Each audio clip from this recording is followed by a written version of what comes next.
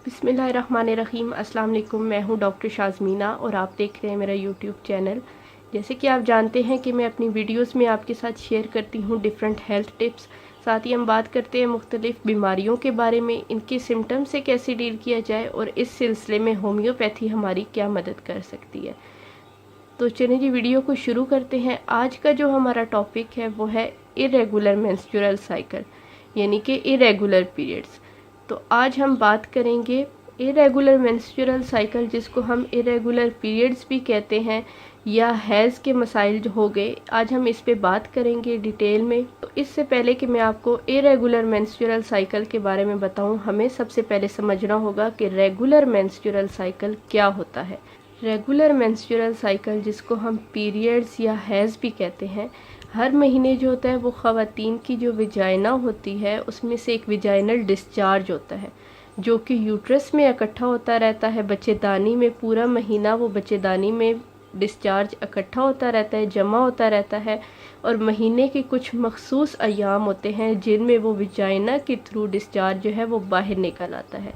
अब इस डिस्चार्ज में जो है वो खून और म्यूकस दोनों शामिल होते हैं। मिसाल के तौर पे अगर एक खातून को जो है वो महीने की 5 तारीख को मेंसेस हुए हैं, तो नेक्स्ट मंथ की भी 5 तारीख तक एक्सपेक्टेड है कि उसकी दोबारा डेट आ जाएगी। अगर एवरेज देखा जाए तो इस साइकिल की जो लेंथ बनती है वो तकरीबन 28 दिन बनती है, लेकिन हम इसको 21 दिन से लेकर 31 दिन के दरमियान में शुमार करते हैं। 21 दिन से 31वें दिन के दरमियान अगर कभी भी ब्लीडिंग हो जाए तो ये नॉर्मल लेंथ में आएगा, यानी कि ये नॉर्मल टाइम पीरियड है मेंस्ट्रुअल साइकिल का। अब बात कर लेते हैं इसकी ड्यूरेशन की, यानी कि जो पीरियड्स का ड्यूरेशन है वो कितने दिन का नॉर्मल होना चाहिए। अगर आपको 2 से लेकर 7 दिन तक ब्लीडिंग रहती है, यानी कि 2 दिन से लेकर 7 दिन तक अगर ब्लीडिंग रहती है तो ये रेगुलर पीरियड्स में आएगा। तो अब बात करते हैं इरेगुलर पीरियड्स के हवाले से। यही आपकी जो पीरियड्स मेंस्ट्रुअल साइकिल की जो लेंथ है, अगर ये 21वें दिन से कम हो जाए या 31वें दिन से बढ़ जाए, 21 दिन से पहले कभी भी ब्लीडिंग स्टार्ट हो जाए, पीरियड्स आ जाए, 15 दिन के बाद भी आपको आ सकते हैं, 14 दिन के बाद या 18 दिन के बाद, तो ये इरेगुलर पीरियड्स में शामिल होगा। साथ ही साथ अगर आपका टाइम पीरियड 31वें दिन से बढ़ जाए, यानी 1.5 महीने के बाद अगर आपको पीरियड्स आ रहे हैं, तो वो इरेगुलर पीरियड्स में शुमार होगा। साथ ही साथ जो ड्यूरेशन है, अगर 2 दिन से कम होगा या 7 दिन से ज़्यादा का ड्यूरेशन हो जाता है तो वो भी इरेगुलर पीरियड्स में शुमार होगा। तो अब मैंने आपको बताया कि नॉर्मल जो मेंस्ट्रुअल साइकिल होता है वो क्या होता है, उसकी लेंथ क्या होती है, उसकी ड्यूरेशन क्या होती है, और इरेगुलर मेंस्ट्रुअल साइकिल क्या होता है। अब बात कर लेते हैं इरेगुलर पीरियड्स की कॉजेज़ के हवाले से कि इसकी वजूहात क्या हो सकती हैं। इरेगुलर पीरियड्स जो हैं उनके ज़्यादा चांसेस तब होते हैं जब फीमेल जो है प्यूबर्टी की एज में पहुंचती हैं, जब उनकी मिनार्की स्टार्ट होती है, तो उस टाइम पे इरेगुलर पीरियड्स के चांसेस ज़्यादा होते हैं। या जब मीनोपाज फीमेल्स का स्टार्ट होता है, यानी कि उनके पीरियड्स जो है वो रुकने की तरफ आ रहे होते हैं, स्टॉप होने की तरफ आ रहे होते हैं, तो तब इरेगुलर पीरियड्स के चांसेस जो हैं बढ़ जाते हैं। इसकी जो सबसे पहली और मेन वजह होती है वो हार्मोनल चेंजेस है, हार्मोनल इम्बैलेंस है। जब प्यूबर्टी की एज में पहुंच रहे होते हैं तब भी फीमेल के जो हार्मोन्स हैं, जैसे कि प्रोजेस्ट्रॉन हो गया, एस्ट्रोजन हो गया, प्रोलैक्टिन हो गया, फॉलिकल स्टिमुलेटिंग हार्मोन हो गया, ल्यूटिनाइजिंग हार्मोन हो गया, ये मुख्तलिफ फीमेल के हार्मोन्स हैं जिनमें ऊपर नीचे चेंजेस आती रहती हैं, जिनकी वजह से पीरियड्स जो हैं वो इरेगुलर हो जाते हैं। या जब मीनोपॉज का टाइम आता है, जब पीरियड्स रुकने का टाइम आता है ख़वातीन में, जो ज़्यादातर 45 से 50 साल के दरमियान की ख़वातीन हैं उनमें, तो तब भी इरेगुलर मेंस्ट्रुअल साइकिल के चांसेस बढ़ जाते हैं। दूसरी जो इसकी मेन वजह है वो है पीसीओडी, यानी कि पॉलीसिस्टिक ओवेरियन डिजीज़ जो है। आजकल बहुत सी ऐसी ख़वातीन हैं जिनमें ये डिज़ीज़ देखने को मिल रही है। इवन जो हमारी यंग एज की बच्चियां हैं उनमें ये मसाइल ज़्यादा देखने को मिल रहे हैं पीसीओडी की, जिसकी वजह से इरेगुलर मेंस्ट्रुअल साइकिल के जो है वो मसाइल सामने आ रहे हैं। इसके अलावा जो है वो थायराइड का मसला जिन ख़वातीन में होता है, हाइपर थायराइडिज़म का मसला है या हाइपोथायराइडिज़म का मसला मसला है, थायराइड हार्मोन ऊपर नीचे है, तो उसकी वजह से भी पीरियड्स इरेगुलर हो सकते हैं।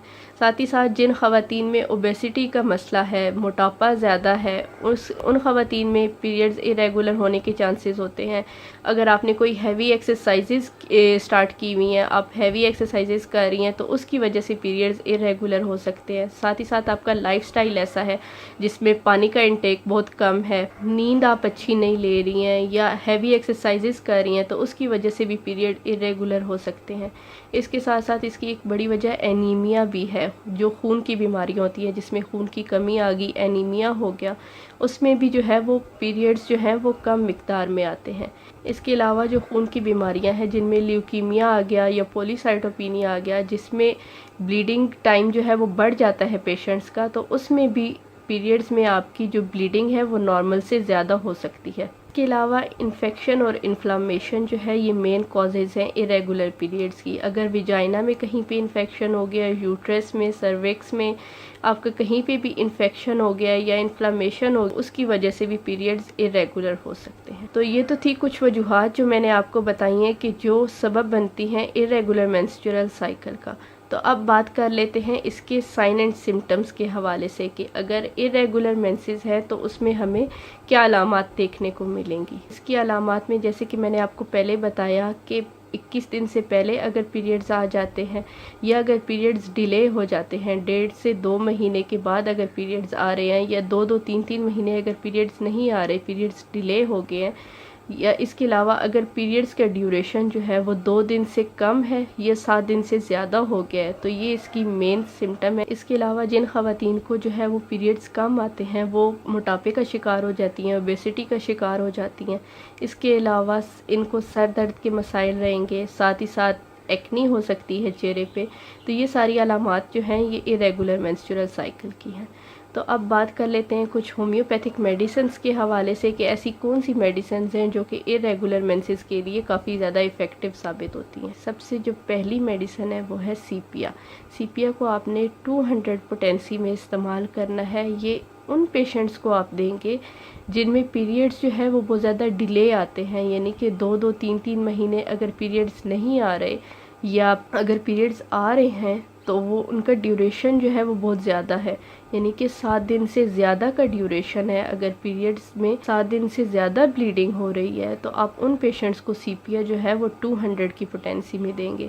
साथ ही साथ पेशेंट को ऐसा महसूस हो रहा है जैसे कि यूट्रस का जो दबाव है वो नीचे की तरफ पड़ रहा है, प्रेशर जो है वो बहुत ज़्यादा नीचे की तरफ पड़ रहा है, ऐसे लगता है जैसे यूट्रस बाहर की तरफ निकल आएगा। तो ऐसे पेशेंट्स को आपने सीपिया 200 की पोटेंसी में देनी है। 2 ड्रॉप्स आपने लेने हैं, सिर्फ रात के टाइम आपने लेने हैं 2 ड्रॉप्स डायरेक्टली ऑन टंग। तकरीबन 2 से 3 महीने आपको इस्तेमाल करनी पड़ेगी ये मेडिसिन। नेक्स्ट जो मेडिसिन है वो है पल्साटीला। पल्साटीला को भी आपने 200 की पोटेंसी में इस्तेमाल करना है। ये आप उन पेशेंट्स को देंगे जिनके पीरियड्स एक तो डिले हैं, 2 से 3 महीने पीरियड्स नहीं आए, दूसरा उनकी ब्लीडिंग जो है वो काफ़ी ज़्यादा हैवी ब्लीडिंग है, यानी कि ब्लीडिंग बहुत ज़्यादा हो रही है, उन पेशेंट्स को आप देंगे। इसके अलावा ब्लीडिंग के दौरान ब्लड क्लॉट्स भी आ रहे हैं और जो ब्लड है वो बहुत ही ज़्यादा डार्क कलर का है, तो आप उन पेशेंट्स को पल्साटीला 200 की पोटेंसी में देंगे।